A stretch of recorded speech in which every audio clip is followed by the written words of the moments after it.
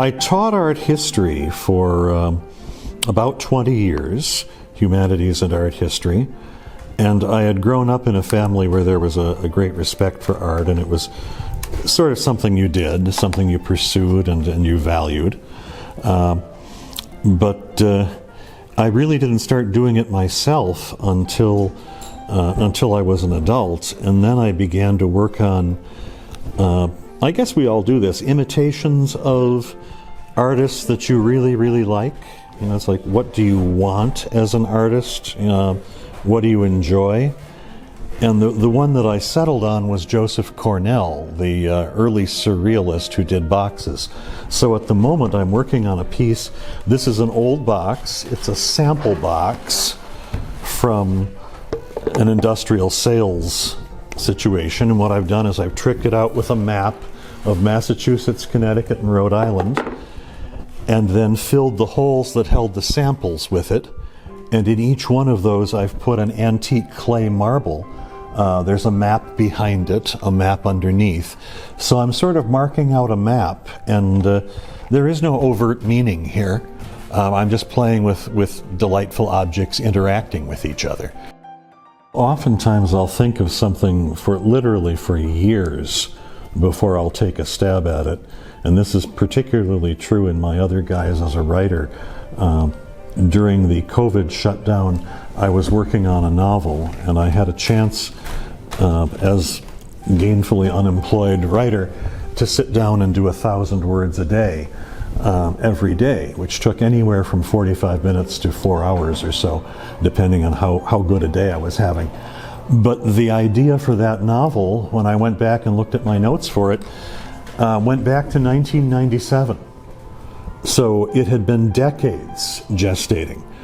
Sometimes objects like a piano roll or the passage of the seasons will present themselves, and that'll catch on to me, but it's almost always associative. It's sort of like the logic of a dream. It's not the same sort of thing that we would think about having an idea and wanting to execute it, though that does happen.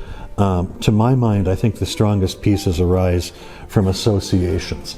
It's sort of like asking an artist, why do you like what it is you like about your subject?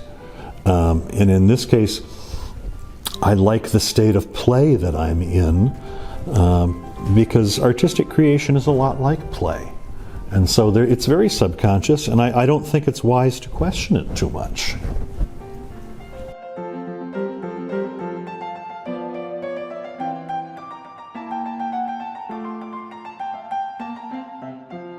What I've been working on lately are invented forms.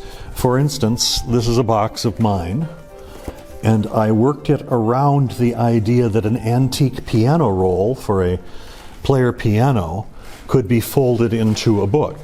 And there's the tab that attaches the piano roll to the spindle.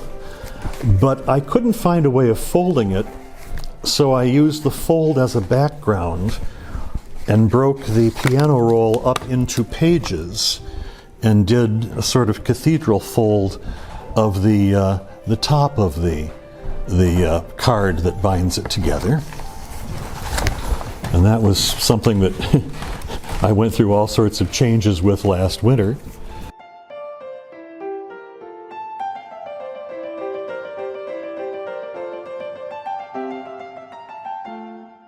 If you think about it, art is composed of the stories we tell ourselves about ourselves. So as an art history teacher, what I used to say is I could promise my students two things. The first is that history would suddenly make sense, because what we were doing was looking at a series of cultures through their artistic output and saying, what is it that made the culture value this work?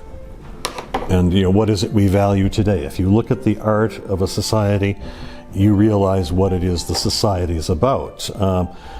Societies that are not functional produce bad art. I need only point out propagandistic art, like Soviet realism, or the era of the art of Nazi Germany is boring. It's meant to serve a purpose, that's political rather than personal or experiential.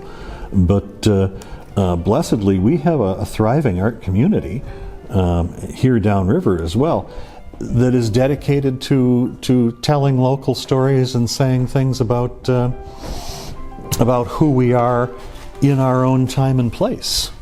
And I think that's the one thing art does.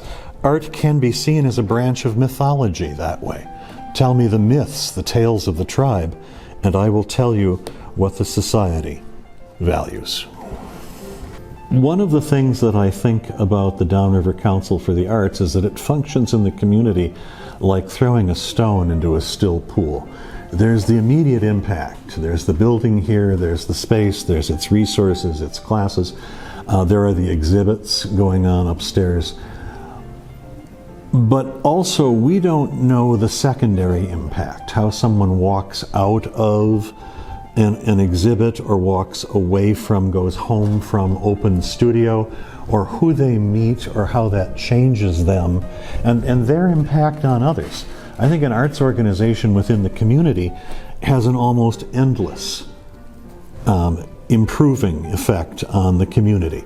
And that's one reason why I'm very glad to have it here.